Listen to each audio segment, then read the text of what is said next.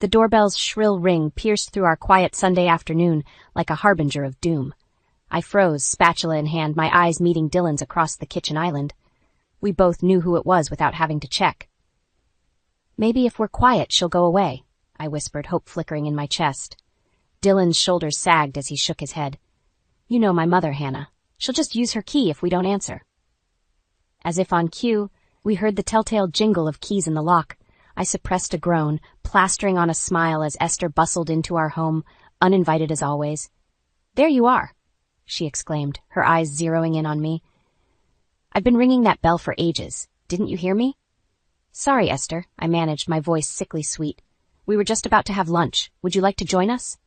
Her eyes narrowed, scrutinizing the half-prepared meal on the counter. "Sandwiches? At your age, you should be preparing proper Sunday roasts, Hannah. How do you expect to give me grandchildren if you can't even cook a decent meal?" I bit my tongue, feeling the familiar sting of her words.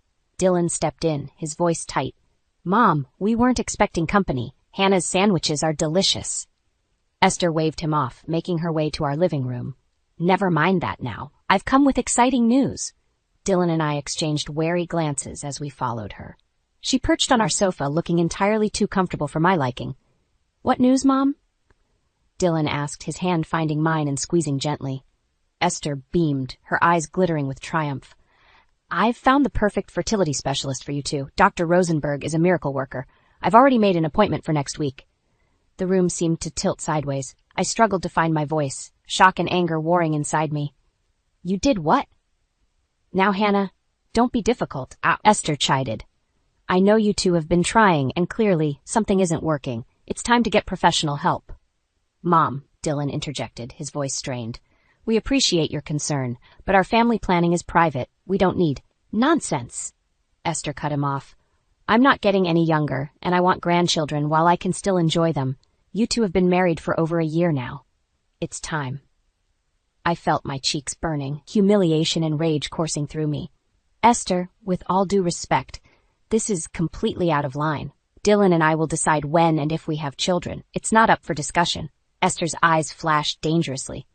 "I see. So you're the one holding things up, are you? I always knew you weren't good enough for my Dylan. A real wife would." "That's enough," Dylan's voice boomed, startling us both. I'd never heard him raise his voice to his mother before. "Mom, you need to leave. Now." Esther's mouth gaped open in shock. "But Dylan, I only want what's best for you. This woman is my wife," Dylan said firmly, standing up, "and I won't have you disrespecting her in our home. Please leave." For a moment, I thought Esther might argue further, but something in Dylan's stance must have convinced her. She gathered her purse, her lips pressed into a thin line. "This isn't over," she hissed as she swept past us. The door slammed behind her, leaving a ringing silence in its wake. I sagged against Dylan, feeling drained. "I'm so sorry," he murmured into my hair. "I had no idea she'd go this far." I pulled back, meeting his worried gaze. "It's not your fault. But Dylan, we can't keep living like this. Something has to change." As we stood there, the remnants of our peaceful Sunday in tatters around us, I knew we were at a crossroads. Esther had pushed too far this time, and now we had to decide. Our marriage or his mother. The battle lines were drawn, and I was ready to fight. I sat on our bed, staring at the framed photo of Dylan and me on our wedding day. We looked so happy, so full of hope. How had things gone so wrong in just over a year? "Penny, for your thoughts." Dylan's voice pulled me from my reverie. He sat beside me, his warmth a comfort I desperately needed. "I was just thinking about the day we met," I said, leaning into him. "Remember how scandalized your mother was?" Dylan chuckled, but it was tinged with sadness. "How could I forget? It was my 30th birthday party, and you were the stripper my friends hired as a joke." The memory of that night flooded back, as vivid as if it had happened yesterday. I'd been working my way through grad school, taking whatever jobs I could to make ends meet. When I'd shown up at that upscale party in my ridiculous cop costume, I'd been mortified to find it was a family gathering. "Esther nearly had a heart attack when I started my routine," I said, giggling despite myself. "And you." "I fell in love at first sight," Dylan finished, kissing my forehead, "even if it took me a while to admit it. Our courtship had been a whirlwind, passionate and intense. But from the start, Esther had made her disapproval clear. I remembered our first official family dinner, just weeks after we'd started dating. She grilled me like I was on trial, I said, the old hurt rising in my chest. Where I was from, what my parents did, my 5-year plan. As if I was some gold digger after your family's money. Dylan sighed heavily. I should have shut it down then and there. I'm sorry, Hannah. I thought if we just gave her time, she'd come around. But Esther hadn't come around. If anything, her animosity had grown over the years. Every milestone in our relationship had been met with her thinly veiled disapproval. Our engagement announcement had been particularly painful. Do you remember what she said when you told her we were getting married? I asked, though I knew Dylan would never forget. His jaw clenched. She said I was throwing my life away on some floozy who would never fit into our world, that I'd regret it for the rest of my life. The words still stung, even now. I wanted so badly for her to like me, Dylan. I tried everything, cooking her favorite meals, asking for her advice, even offering to plan the wedding her way. But nothing was ever good enough. You shouldn't have had to try so hard, Dylan said, his voice thick with emotion. You're amazing just as you are. If she can't see that, it's her loss. I turned to face him, cupping his cheek in my hand. I love you for saying that. But Dylan, we can't keep living like this. Your mother's behavior is getting worse, not better. That stunt she pulled today with the fertility doctor? It's just the beginning. Dylan nodded, his expression grave. I know. I've been thinking about it all afternoon. Hannah, I think we need to set some boundaries with my mother. Firm ones. My heart raced at his words. Was he really suggesting what I thought he was? What kind of boundaries? For starters, no more unannounced visits. And if she can't treat you with respect, she's not welcome in our home at all.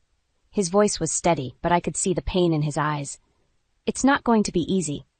But our marriage has to come first. I felt a mix of relief and trepidation wash over me. Are you sure? She's your mother, Dylan. I don't want to come between you. You're not, he said firmly. She's the one driving a wedge between us. It's time I stood up to her, for both our sakes. As we sat there, the weight of his decision hanging between us, my phone buzzed with a text. It was from my sister, Sadie. 911. Need to talk. Can you come over? I showed Dylan the message, concern creasing his brow. Go, he said. I'll start dinner. We can finish this conversation when you get back. As I grabbed my keys and headed for the door, I couldn't shake the feeling that our troubles with Esther were far from over. In fact, they might just be beginning. The shrill ring of my phone jolted me awake. I fumbled for it in the dark, my heart racing as I saw Dylan's name on the screen. Hannah, it's Mom. His voice was tight with worry. She's had an accident. We need to get to the hospital now. The next few hours passed in a blur of fluorescent lights and antiseptic smells. By dawn, we learned that Esther had fallen down her stairs, breaking her hip and wrist. The doctor's words echoed in my head. She'll need round-the-clock care for at least 6 weeks. I knew what was coming before Dylan even opened his mouth. Hannah, I know it's a lot to ask, but we have to take her in. I finished for him, my stomach churning at the thought. His relief was palpable. Just until she's back on her feet, I promise. As we drove to Esther's house to pack her things, I couldn't shake the feeling that we were making a terrible mistake. Esther was surprisingly subdued when we brought her home, the pain medication keeping her docile. But as the days wore on, her true colors began to show. Hannah, dear, she called from her makeshift bedroom in our living room. This tea is cold. Be a good girl and make me a fresh cup. I gritted my teeth, reminding myself it was only temporary. Coming, Esther. As I handed her the steaming mug, she wrinkled her nose. Oh, you've used the wrong tea. I only drink Earl Grey in the afternoons. You really should pay more attention, dear. I bit back a retort, forcing a smile. I'll remember for next time. Days turned into weeks, and Esther's demands grew more outrageous. She critiqued my cooking, my cleaning, even the way I folded laundry. Nothing was ever good enough. One evening, as I was preparing dinner, she hobbled into the kitchen on her crutches. What are you making? She asked, peering into the pot. Beef stew, I replied, stirring the fragrant mixture. She clicked her tongue disapprovingly. Oh, Hannah, Dylan doesn't like beef stew. He prefers chicken, you know. A good wife would know these things. I slammed the spoon down, whirling to face her. That's enough, Esther. Dylan loves my beef stew. He's told you this multiple times. Her eyes narrowed. Well, I suppose he's just trying to spare your feelings. It's clear you still have a lot to learn about being a proper wife. Before I could respond, Dylan walked in, sensing the tension immediately. Everything okay in here? Your wife is being very sensitive, Esther sniffed. I was merely offering some helpful advice. I opened my mouth to argue, but Dylan cut in. Mom, we've talked about this. Hannah doesn't need your advice on how to be a wife. She's perfect, just as she is. Esther's face darkened. I see how it is. You've turned my own son against me. Well, don't come crying to me when this marriage falls apart. She stormed off as best she could on her crutches, leaving us in stunned silence. I'm so sorry, Dylan said, pulling me into a hug. We shouldn't have brought her here. This was a mistake.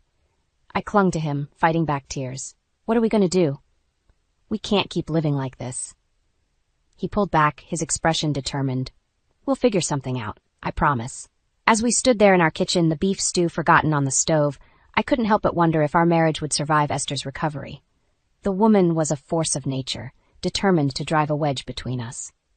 Later that night, as I lay awake listening to Esther's snores from the living room, my phone buzzed with a text from Sadie. How's it going with the monster-in-law? Ben and I are worried about you. I typed back quickly. It's worse than we imagined. I don't know how much more I can take. Sadie's response was immediate. Come over tomorrow. We need to talk. As I set my phone down, I felt a glimmer of hope. Maybe, just maybe, Sadie would have a solution to our Esther problem. Because one thing was certain, something had to change, and soon. I stood in front of Sadie's door, my hand poised to knock when it swung open. My sister's worried face greeted me, her belly swollen with her first child. Hannah, thank God you're here, she said, pulling me into a hug. I've been so worried about you.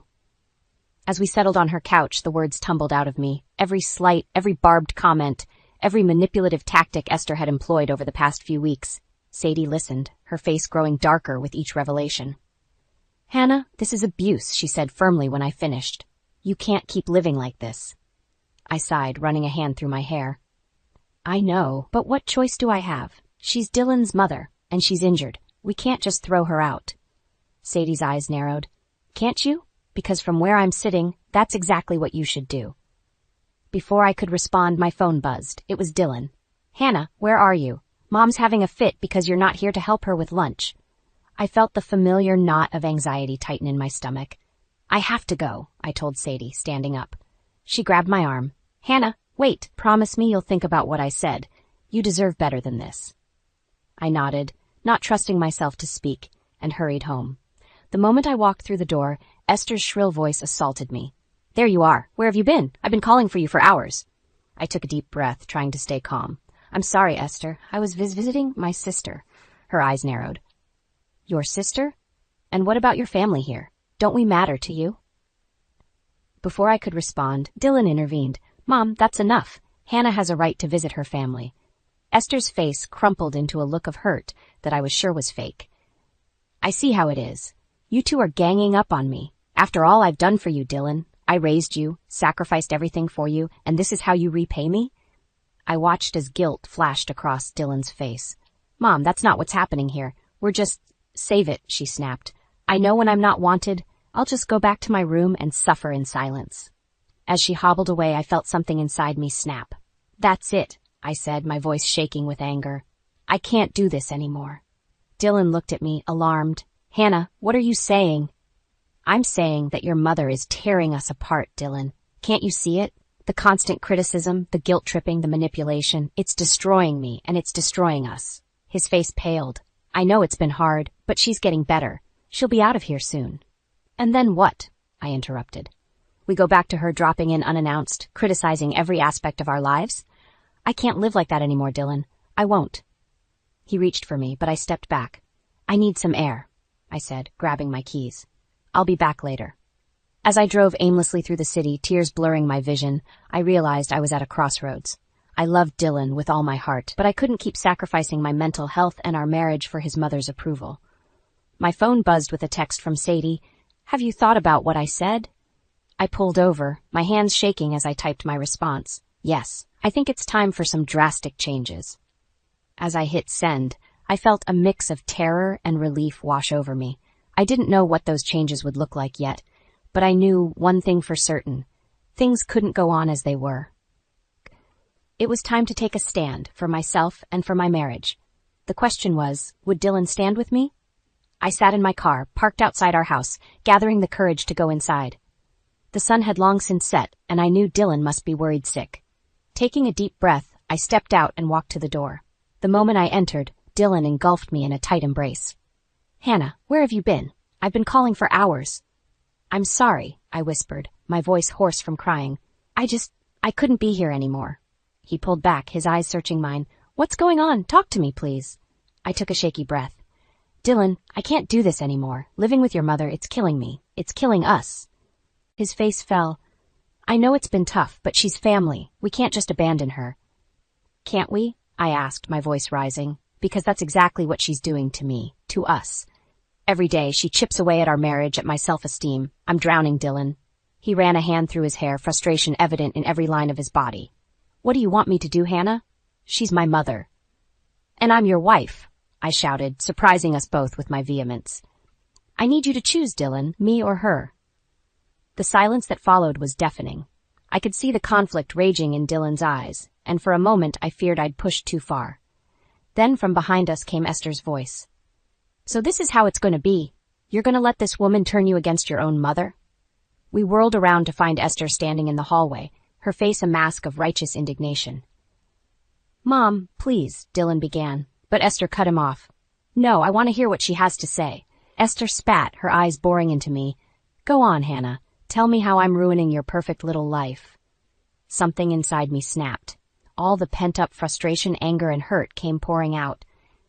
"You want to know? Fine, you're a manipulative, controlling woman who can't stand the idea that your son has a life outside of you. You've done nothing but criticize and belittle me from the moment we met. You've tried to sabotage our marriage at every turn. And I'm done. I'm done trying to win your approval. I'm done walking on eggshells in my own home." Esther's face turned an alarming shade of red. "How dare you speak to me like that? Dylan, are you going to let her talk to your mother this way?" We both turned to Dylan, who looked shell-shocked. I don't know what to say," he stammered. "Then let me make it simple for you," I said, my voice trembling. "Either she goes or I do. I can't live like this anymore, Dylan. I won't." The silence that followed was oppressive. I could see the war raging behind Dylan's eyes, torn between his love for me and his sense of duty to his mother. Finally, he spoke. "Mom, I think it's time for you to go home." Esther's gasp was audible. "Dylan, you can't be serious after everything I've done for you." "I am serious," Dylan said, his voice growing stronger. "Hannah's right. This situation isn't healthy for anyone. We'll help you get settled back at your place, but you can't stay here anymore." Esther's face crumpled, tears welling in her eyes. For a moment, I almost felt sorry for her. Almost. "Fine," she spat. "I see how it is. I'll go pack my things." As she hobbled away, Dylan turned to me, his eyes filled with a mix of relief and pain. "Hannah, I'm so sorry. I had no idea it had gotten this bad. Can you forgive me?" I felt the tension in my body start to uncoil. "It's a start," I said, offering him a small smile. "But we have a lot to talk about." As we stood there, the weight of what had just happened settling over us, I realized this was just the beginning. We had a long road ahead of us, but for the first time in months I felt hope. We had taken the first step towards reclaiming our life together, and I was determined to see it through. The morning after our confrontation with Esther, Dylan and I sat at our kitchen table, the air heavy with unspoken words. I clutched my coffee mug, my knuckles white with tension. "We need to talk about what happens next," I said, breaking the silence. Dylan nodded, his face etched with worry. "I know. I've been thinking about it all night. Hannah, I'm so sorry for not seeing how bad things had gotten. I should have protected you better." I reached across the table, taking his hand. "We both let it go on for too long, but now we have a chance to make things right." Just then, a sharp knock at the door made us both jump. Dylan went to answer it, and I heard Esther's voice, shrill and demanding. "Dylan, we need to talk, alone." My stomach clenched as Dylan let her in. Esther's eyes narrowed when she saw me, but she addressed Dylan as if I wasn't there. "I've been thinking about what happened last night," she said. "And I've decided to forgive you both for your outburst. I'm willing to give Hannah another chance." I felt my blood begin to boil, but before I could speak, Dylan surprised me. "No, Mom," he said firmly. "There's nothing to forgive. Hannah was right about everything she said last night." Esther's face contorted with shock. "What are you saying?" Dylan took a deep breath. "I'm saying that your behavior towards Hannah, towards our marriage, has been unacceptable. It stops now." "But Dylan," Esther protested, her voice taking on a wheedling tone. "I'm your mother. Everything I've done has been for your own good." No, Dylan countered, his voice growing stronger. It's been for your own good. You've tried to control every aspect of my life, and I've let you, but not anymore. I watched in awe as my husband, the man who had always tried to keep the peace, finally stood up to his mother. Esther's face hardened. I see, so this is how it's going to be? You're choosing her over your own mother? I'm choosing my wife, my marriage, and my future, Dylan said. And if you can't respect that, then yes, I'm choosing Hannah over you. Esther turned to me, her eyes blazing with fury. You, she hissed. You've turned my son against me. I'll never forgive you for this. I stood up, my own anger rising to meet hers. I didn't turn Dylan against you, Esther. You did that all on your own. For a moment I thought she might lunge at me, but instead she turned back to Dylan, tears welling in her eyes. After everything I've sacrificed for you, she said, her voice trembling. This is how you repay me? Dylan's resolve seemed to waver for a moment, and I held my breath. But then he squared his shoulders. I'm grateful for everything you've done for me, Mom. But I'm an adult now, with a wife and a life of my own. If you can't accept that, then I think it's best if we don't see each other for a while. Esther's face crumpled. You don't mean that. You can't mean that. I do, Dylan said softly. I'm sorry, Mom, but this is how it has to be. With a final, venomous glare at me, Esther stormed out, slamming the door behind her. The silence that followed was deafening. Dylan stood there, staring at the closed door, his shoulders slumped. I approached him cautiously. Dylan, are you okay? He turned to me, his eyes filled with a mix of pain and relief. I think so. I can't believe I actually did that. I pulled him into a tight embrace. I'm so proud of you, I whispered. As we stood there holding each other, I felt a weight lift from my shoulders. But a nagging worry persisted. Had we truly seen the last of Esther's interference? Or was this just the calm before an even bigger storm? Little did I know, our confrontation with Esther was far from over. In fact, the worst was yet to come. The weeks following our confrontation with Esther were blissfully quiet. Dylan and I relished our newfound peace, slowly rebuilding our life together. But as I pushed my shopping cart through the supermarket aisles, a nagging feeling of unease gnawed at me. Hannah, over here, Sadie called, waving from the produce section. Her newborn, Lily, slept peacefully in a carrier strapped to her chest. I smiled, steering my cart towards them. How's motherhood treating you? Sadie beamed. Exhausting, but amazing. How are things with you and Dylan? Better, I admitted. It's like we can finally breathe again. As we chatted, comparing diaper brands and swapping recipe ideas, I felt a sense of normalcy I hadn't experienced in months. Maybe, just maybe, we had finally put the Esther drama behind us. That's when I heard it, a shrill, all-too-familiar voice that made my blood run cold. You ungrateful little hussy. Before I could react, a blur of motion caught my eye. Esther, her face contorted with rage, was charging towards us. But she wasn't looking at me. Her eyes were fixed on Sadie. Time seemed to slow down. I opened my mouth to warn my sister, but it was too late. Esther's hand connected with Sadie's cheek with a sickening crack. Sadie stumbled backward, her arms instinctively wrapping around Lily. How dare you turn my son against me?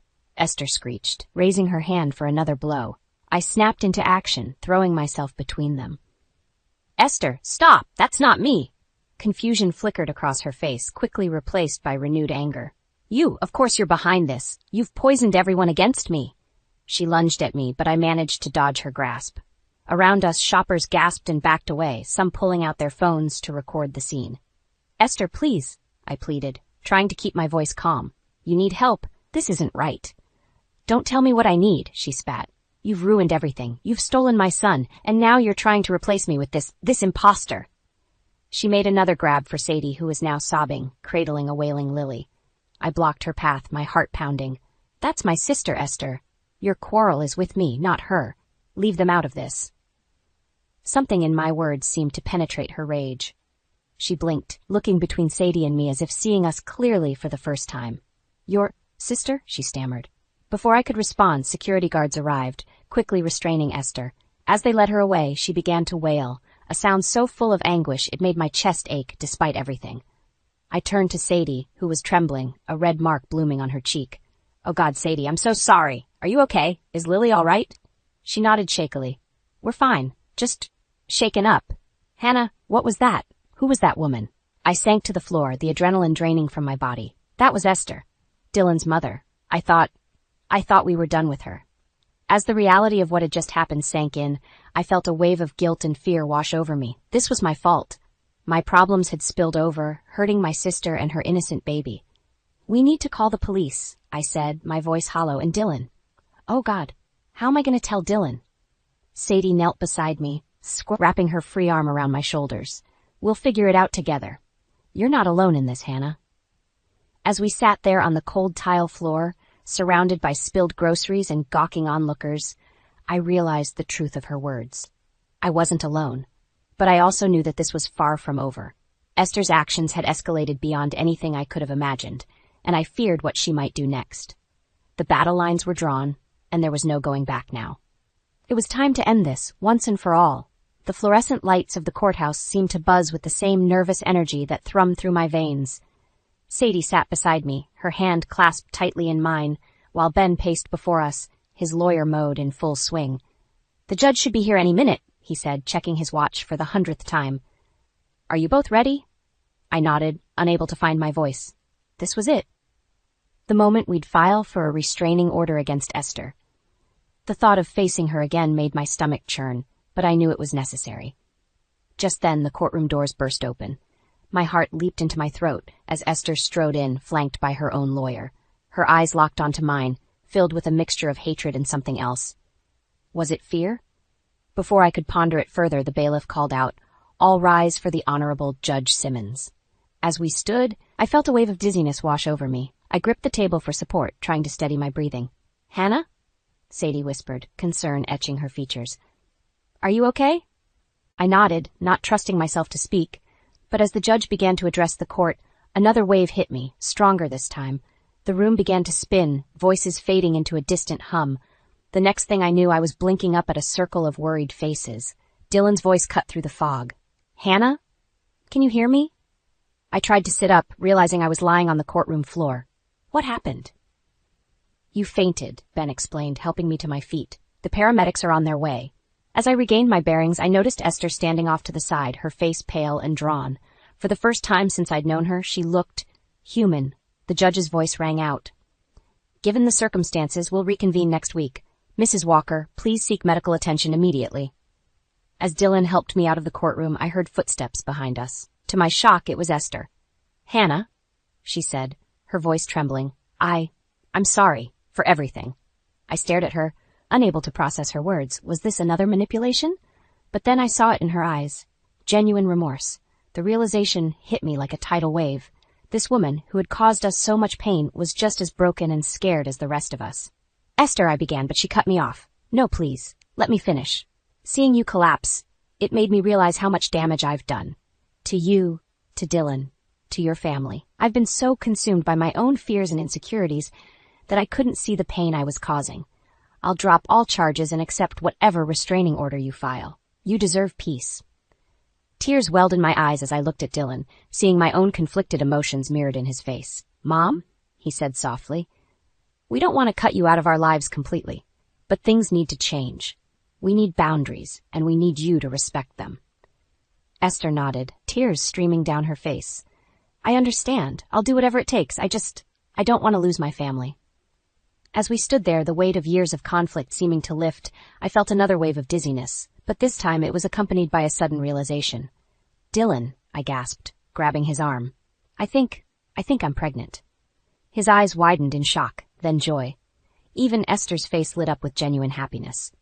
In that moment, surrounded by the people who had been at the center of this storm, I felt a profound sense of peace wash over me. We had a long road ahead. Healing takes time, and trust needs to be rebuilt. But for the first time, I could see a future where we all coexisted, not in perfect harmony, but with understanding and respect. As Dylan wrapped his arms around me, his hand resting protectively on my stomach, I knew that this baby, conceived amidst such turmoil, would be born into a family that had weathered the storm and come out stronger. Our journey wasn't over, but a new chapter was beginning, and this time we'd write it together.